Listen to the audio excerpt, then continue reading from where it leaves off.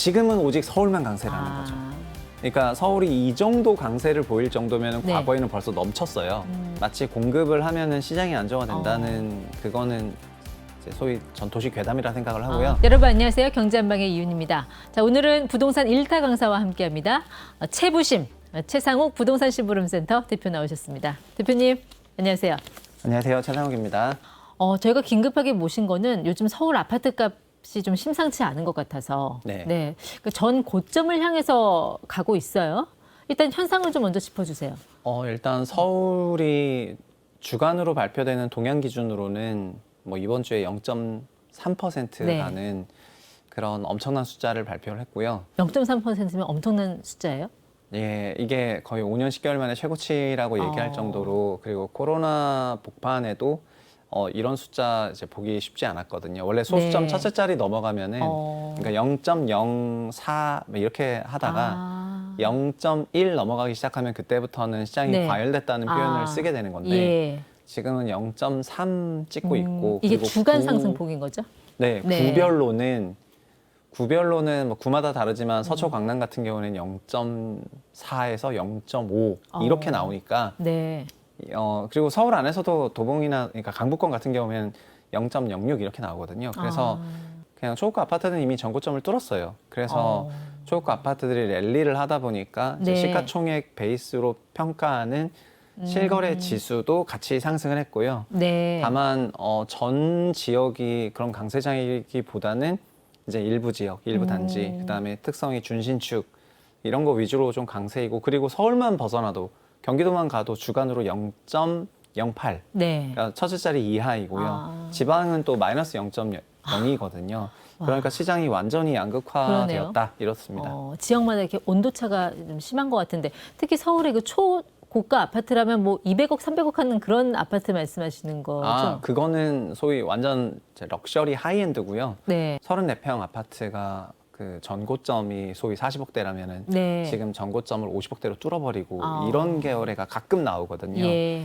그러니까 전체 단지가 3,000세대라면은 그 한두 건의 거래가 이제 지수를 끌어올리니까. 그렇죠. 예, 그래서 그러면은 2억 아파트가 2억 3천 되는 거랑은 비교할 수 없는 레벨의 지수 상승이 존재하고, 그런 식으로 지금 실거래 지수가 큰 폭으로 오르게 된 거는 이런 하이엔드 아파트 가격 강세 때문입니다. 예. 그런데 그런 하이엔드 아파트는 정말 뭐 일부가 사는 거니까 그게 전체 시장의 어떤 상황을 대변한다고 보기는 어렵지 않나요? 예, 맞습니다. 그래서 지금 시장 가격 상승이 그 기저에 있는 다른 주택 시장, 이제 어떻게 보면은 이제 매스 마켓이라고 할 건데, 네. 서울 주택 시장 전체가 하이엔드만 오르는 건 아니고 매스 마켓 전체로 봤을 때도 강세거든요. 그러면은 그 기저에는 뭐가 있냐면은 네. 현재는 2년 넘게 전세가 상승세가 큰 폭으로 이제 나타나고 있었고, 네. 그 전세가 상승세에 기반해서 결국 주택도 임차료를 베이스로 가치 평가하는 거다 보니까 전세가가 올라가면 매매가가 올라가는 그렇죠. 게 예. 수순이고, 그래서 지금은 매매가 강세도 전방위적으로 서울 안에서는 나타나고 있습니다. 네. 그래서 전세가 강세는 그럼 왜 나오는 거냐에 대해서 과거에는 전세 대출이 늘어나면 전세가 강세였는데 네. 최근 직전 2년은 전세 대출이 마이너스거든요.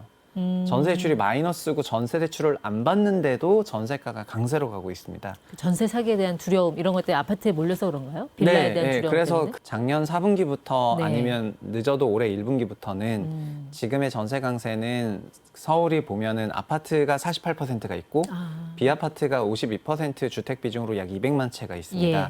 그 200만 채에서 자가와 임대가 4대 6으로 되어 있고 임대 비중이 좀 더 많은데, 그 임대 물량이 러프하게 120만 채 정도 되는 건데요.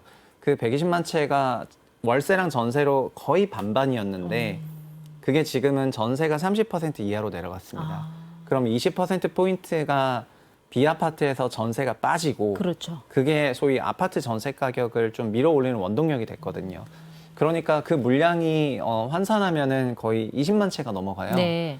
그래서 그 역대 예상할 수 없을 정도의 너무나 강력한 아파트 전세 수요가 거기서부터 밀어왔고, 네. 그러다 보니까 전세 대출의 증가 없이도 그냥 소형 아파트들의 전세가에 큰 폭으로 상승할 수가 있었고, 예. 그런 과정에서 뭐 신생활로이나 뭐다 이제 매매 프로그램을 돌려주니까 주택들이 거래가 됐었는데, 이렇게 거래가 되는 거를 처분하면서 이제 지금 알짜 자산으로 네. 가시는 분들이 등장을 하고 이런 것들이 중고가 아파트 가격들을 다 또다시 네. 밀어올리게 되는 연쇄 효과로 이어지고 있는 예. 게 서울시에서 나타나고 있는 그런 현상입니다. 궁금한 거는 왜 그러잖아요. 부동산 시장에서 하수들은 이 오름세만 보지만 진짜 고수는 거래량을 같이 본다고. 네. 근데 정말 거래가 붙고 있어요? 네, 거래는 정말 서울 같은 경우에는 하루에 거래가 많이 되는 날에는 하루에 500건 넘게 거래가 되고 있는데 그거는 전체적으로 보시면 이렇거든요. 서울의 빌라, 그러니까 비아파트 같은 경우에는 보통 임대로 돌리고 네. 아파트 같은 경우에도 사실은 임대로 많이 돌리고 있습니다. 서울 안에서는. 그리고 고도화된 도시로 가면 갈수록 임대율이 높아져요. 이제 극단적으로 뉴욕을 보면은 임대율이 60%대로 훨씬 넘어가니까. 네. 그러다 보니까 서울 안에서 그 아파트든 빌라든 기본적으로 이제 임차 시장이 많고요. 그래서 자연스럽게 회전율이라는 게 존재할 수밖에 네. 없게 되는데, 근데 여기서 평균적으로 보면은 연간으로 약 한 10만 건 조금 안 되는 8만 건 정도의 그 거래량이 있었고요. 네. 매매 회전율은 그 정도 됐었고, 작년 같은 경우에 재작년 말부터 PFV가 있다 보니까 작년에 연간으로 10,000건 정도밖에 거래를 못했어요. 평년에 8분의 1 토막이 네. 났습니다. 그래서 올해 1분기하고 2분기까지는 월에 2,000건, 3,000건이니까 이제 정상적으로 보면 월에 6,500건, 7,000건 정도가 돼야지 네. 그 정상 연식이라고 할 수 있는데 뭐 2,000건이니까 3분의 1 토막이었지만 지금 하루에 500건 거래되면은 500건, 300건 이렇게 네. 거래되면은 월에 10,000건 넘을 수도 있다는 그렇겠네요. 거잖아요. 예. 그렇기 때문에 지금은 이제 거래량이 완전 폭증했다고 생각하시면 될 것 네. 같고 그래서 전반적으로 굉장히 과열 양상으로 가고 있습니다. 과열 양상. 그러니까 많은 분들이 걱정하는 게 우리가 2020년, 2021년 때처럼 서울 아파트가 폭등하는 거 아니냐. 이러다가 나 또 가만히 있다가 벼락거지 되는 거 아니냐 하는 그런 불안감이 있는데 네. 그때의 상승장과 지금의 상승장은 좀 차이가 있어요? 어떻게 달라요? 20년, 21년에 일단 코로나 환경이라는 게 초저금리하고 그다음에 임대차법 개정을 통한 임차료 상승이었지 않습니까? 네, 임대차법 개정만으로 임차료 상승한 건 아니고 금리가 내려가면 전세가가 올라가니까 네. 전세가가 당시 한 6억 하다가 9억 올라가면서 이제 매매가도 같이 올라갔었거든요. 근데 그 당시에 강세장은 오히려 수도권 강세장이었고 그리고 전국 광역시 강세장이었습니다. 왜냐하면 서울이 조금 규제 지역이라는 게 있었어가지고 그래서 규제 지역도 있고 뭐 이런저런 대출 프로그램도 있고 지금은 어떤데? 지금은 오직 서울만 강세라는 거죠. 종전 정부에서는 주택 수가 많고 광역시를 가면서 채수를 늘리는 데 집중을 했다면 네. 현 정부에서는 이제 달라진 게 초저출산율이라는 그런 인식이 존재하다 보니까 지방 광역시에 대한 그런 선호는 급격히 낮아지고 거의 온통 서울을 향한 선호들만 네. 올라갔고요. 그리고 출산 가구는 기본적으로 이제 준신축을 너무나 선호하니까 자연스럽게 그래서 준신축 선호, 네. 출산 가구로서 서울 선호, 그리고 이들이 제공하는 그런 프로그램들 그리고 지방 광역시보다 이렇게 하다 보니까 맞춰져 가지고 서울 특수 지역 이제 서울 전체 25개 구에서 네. 새 아파트라든가 준신축 아파트들 위주로 정말 초강세가 나오는 거고요. 나머지 지역들에서는 거짓말처럼 거래가 없거나 아니면 여전히 뭐 약세거나 이런 흐름이 나타나고 있습니다. 네. 그러니까 신생아 그 특례 론, 네. 그 대출 프로그램 말씀하시는 거죠. 그것 네네. 때문에 주로 2030 젊은 세대들의 어떤 매수세가 지금 붙은 것 같고 네. 그분들은 주로 구축보다는 준신축, 신축을 선호하는 양상이 나타나고 있다. 네, 이거 설문조사 해보면은 2030들은 서울 거주를 압도적으로 원하고 두 번째는 아파트 선호가 90%가 넘어서요. 네. 그래서 비아파트에 대한 기피가 거의 비아파트 없다시피 하거든요. 예. 그러니까 그거를 지금 현재의 주택 공급으로는 쫓아갈 수가 없는 구조입니다. 결국 말씀 들어보니까 신생아론 때문에 풀린 그런 유동성이 밀어올린 약간 정책이 만든 반등장이라는 설명이신 것 같은데. 네, 그것도 네, 맞습니다. 근데 그 기저에 신생아론이라는 거는 그냥 도구였고 네. 22년 하반기부터 있었던 전세 사기 사건을 통한 전세 기피 네. 이거가 근본적인 서울 주택의 절반이라고 하는 비아파트에 대한 막연한 비선호로 이어지고 반대로 아파트에 대한 선호로 올라가면서 수요가 넘어간 거거든요. 네. 그게 만들어졌는데 그거를 이제 현실화시킨 거는 그런 신생아론 같은 건 도구를 쓴 거고요. 그렇죠. 그럼 지금의 이런 상승장이 언제까지 갈 것이냐, 이게 일시적이냐 아니면 정말 추세적으로 갈 것이냐 어떻게 보세요? 제 경우에는 지금의 이례적 전세 강세는 비아파트 기피에서 온 거고 그게 22년 말부터 시작했으니까 24년 말이면은 끝나죠. 이제 2년 예. 정도 되는 그 임대차 갱신이 한번 다 끝나니까 그때부터는 월세화가 다 어느 정도 일단락 된다고 보거든요. 그래서 올해 말이 저는 지금의 이제 소위 클라이막스라고 생각하고 있습니다. 그리고 9월부터 시작되는 스트레스 DSR 2단계. 그거 들어가면은 약간 또 조정받지 않을까요? 그거는 대출 한도 자체가 좀 줄어드는 거잖아요. 네, 스트레스 DSR 2단계 시행을 하게 되면은 그때도 어느 정도의 그 결국 도구가 좀 사라지는 거니까 시장에 그 어느 정도 안정적으로 작용할 것 같긴 합니다. 네. 근데 사실은 원래 DSR은 이것보다 훨씬 강했는데 DSR이 풀로 반영했던 거는 22년 시장이었거든요. 22년 1월부터 DSR 2단계, 7월부터 3단계를 썼었는데 23년부터 DSR이 약간 안 먹혔던 이유는 네. 정부가 제공하고 있는 정책금융 프로그램들은 DSR을 다 우회할 수가 있습니다. 아. 올해는 특례 보금자리론이 또 DSR을 우회할 수가 있거든요. DTI를 보니까. 그래서 DSR만 있었을 때, 즉 민간 금융으로만 주택 금융이 돌아갔을 때는 DSR이 정말 파워풀했는데 이제는 정책 금융이랑 민간 금융이 반반인 시대가 됐고 정책 네. 금융은 DSR을 다 우회하니까 DSR이 영향력이 종전의 반으로 내려갔죠. 예. 그 반대로 말하면 정책금융에 적응을 받는 사람들은 DSR 없는 거예요. 그러니까는 이게 적지 않은 변화고 저는 23년 그래서 5월부터의 주택시장은 소위 정책금융 프로그램의 시대다. 네. 이제 그렇게 이제 선언을 했고 예. 그러면서 DSR 영향력이 과거보다 많이 위축이 되었습니다. 네. 알겠습니다. 그러니까 대표님 보시는 거는 이게 뭐 추세적인 상승이라기보다 지금의 서울 아파트 값의 상승은 약간 단기적인 그런 상승이라고 보시는 것 같고 네, 저는 정책적인 그렇게 보고 있고요. 예. 그리고 실제로 다른 지역 거래량이 많이 못 올라온 게 있고 그리고 어쨌든 DSR이 존재하고 그렇죠. 정책 금융 프로그램이 있긴 하지만 그 대상이 아닌 가구들은 여전히 좀 타이트한 금융 환경에 놓여 있으니까 네. 시장이 모든 지역에서 전반적으로 거래가 활성화되긴 어렵고 예. 결국 특정 세그먼트만 좋아진다는 거거든요.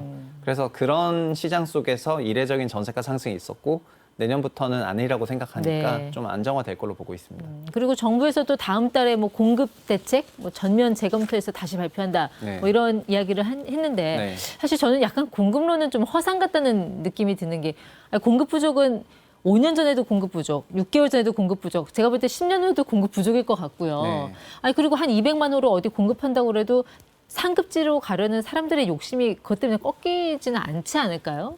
그 정부의 공급 부족론은 그냥 저는 이제 장기적인 수급에 맞추는 그런 계획 차원에서 이제 받아들이는 게 맞지. 네. 마치 공급을 하면은 시장이 안정화된다는 그거는 이제 소위 전토시 괴담이라 생각을 하고요. 아, 동의합니다. 예. 예, 실제로 그냥 공급은 똑같거든요. 공급은 시장이 안 좋으면은 공급이 위축이 되고 공급 곡선은 잘 아시겠지만 가격이 올라가면 공급이 같이 늘어나는 정우상향 곡선인데 작년처럼 시장이 안 좋으면 공급이 위축되고 네. 올해처럼 시장이 좋아질 것 같으면은 서울 안에서 요즘에 재건축 조합이랑 시공사랑 다 합의하거든요. 아. 야, 이제 공사비 올려도 되겠다. 공사 그 주택가격이 올라가니까 이러면서 서로 합의하고 있어서 공급이 늘어날 예정입니다. 네. 가격이 결국 공급량을 결정하는 선행지표이지 네. 공급이 가격을 결정하는 선행지표는 아니라고 그렇게 말씀을 드리고 싶고요. 네. 현재 역시 똑같은데 이례적으로 수요가 튀기 시작했던 그 시기부터 그때부터 가격에 유난한 변화가 나왔으니까 네. 그래서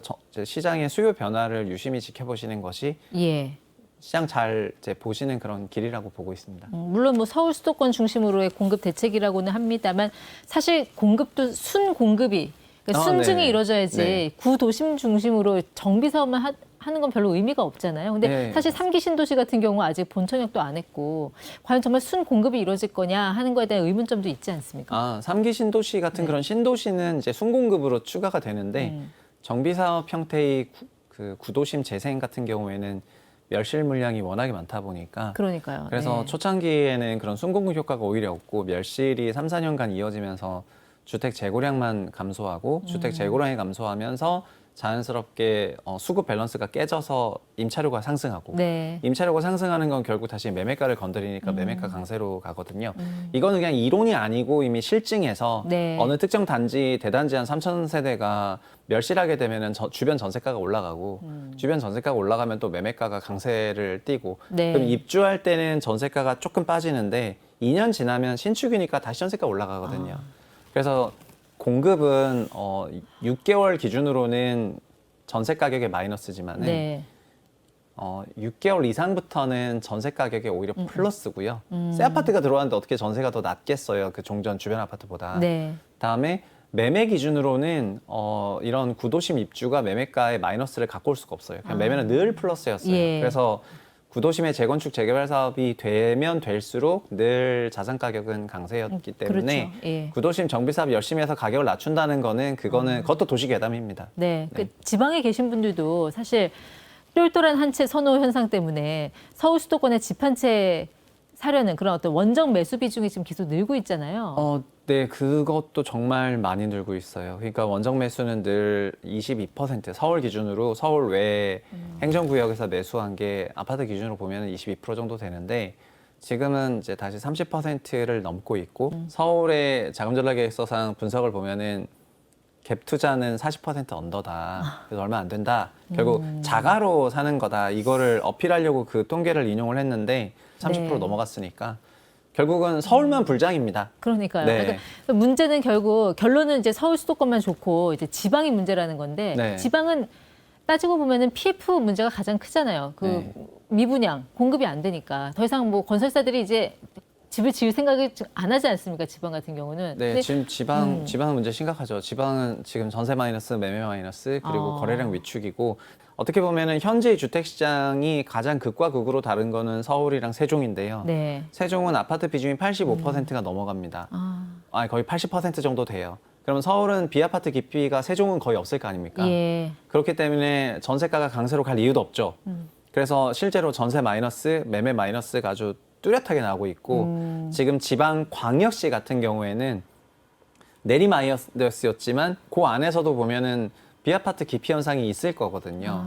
그래서 일부 비아파트 기피 현상으로 인해서 준신축 아파트의 매매가 강세가 조금 나오고 그러면서 지수로는 마이너스지만은 개별 단지로는 좀 플러스가 있다 보니까 이제 그거를 조금 침소봉대하려는 경향이 있는데 그럼에도 불구하고 종합적으로 묶어보면은 지방이 마이너스가 나오고 있다는 거는 수요가 이제 많이 빠지고 있다는 거여서 네, 그래서 그러니까- PF나 이런 상황이 녹록하진 않은 상황입니다. 그러니까 정부는 그 PF를 살리려면 PF에 집중한 대책을 내놔야 되는데 이 수도권하고 서울 집값 강세 정책으로 이게 가면서 오히려 그러니까 PF는 못 살리고 마켓 시장만 전체적으로 들어올리는 그런 부작용이 나타나는 게 아닌가 하는 생각도 네, 들거든요. 그래서 시장에서는 PF가 정리될 때까지는 그 어떤 규제책도 나오지 않을 거라고 생각하고 네. 규제 당국의 머리 꼭대기에서 플레이를 한다.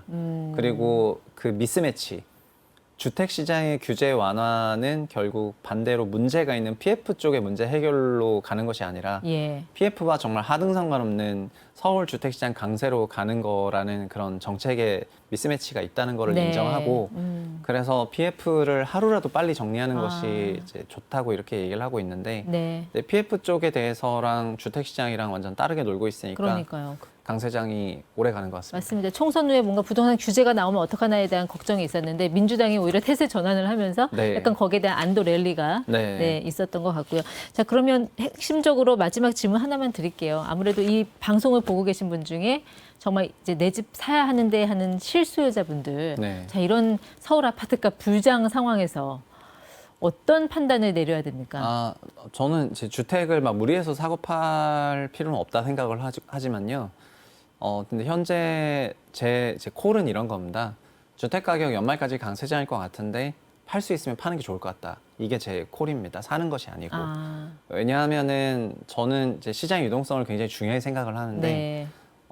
현재처럼 그 부동산 시장에 서울 부동산 시장 유동성이 올라왔던 때가 별로 없거든요. 그리고 주거 환경은 앞서도 말씀드린 것처럼 마치 지금 집을 안 사면 영원히 임대주택이 없어질 것처럼 오해하실 수가 있지만 네. 도시는 성장할수록 임대율이 올라가거든요. 너무 무리해서 주택을 사시기보다는 아. 상승일 때 정리하는 것이 오히려 예. 더 속편할 수도 있고 그다음에 하반기 거시경제 변화에 대해 가지고 조금 관망하시다가 나중에 대응하시면 어떨까. 그리고 네. 집은 청약도 이제 앞으로 많아지고 등등 그런 여러 가지가 있으니까 너무 조급하게 느끼시지 않으셨으면 좋겠습니다. 알겠습니다. 대표님 마무리 말씀 들어보니까 갑자기 그 말 생각나는데요. 매수는 기술이지만 매도는 예술이다. 네, 저는 매도를 잘하는 것이 정말 네. 중요하다고 생각을 하고 초보는 살 생각만 하지만요. 이제 고수는 팔 생각을 하고 산다고 말씀을 드리고 싶습니다. 네. 내가 못 팔 것 같다면은 그거는 가격이 오를 것 같아도 이제 사서는 안 된다. 네, 그렇게 말씀드리겠습니다. 알겠습니다. 다음에는 최상욱 교수님으로 모실게요. 네, 알겠습니다. 고맙습니다.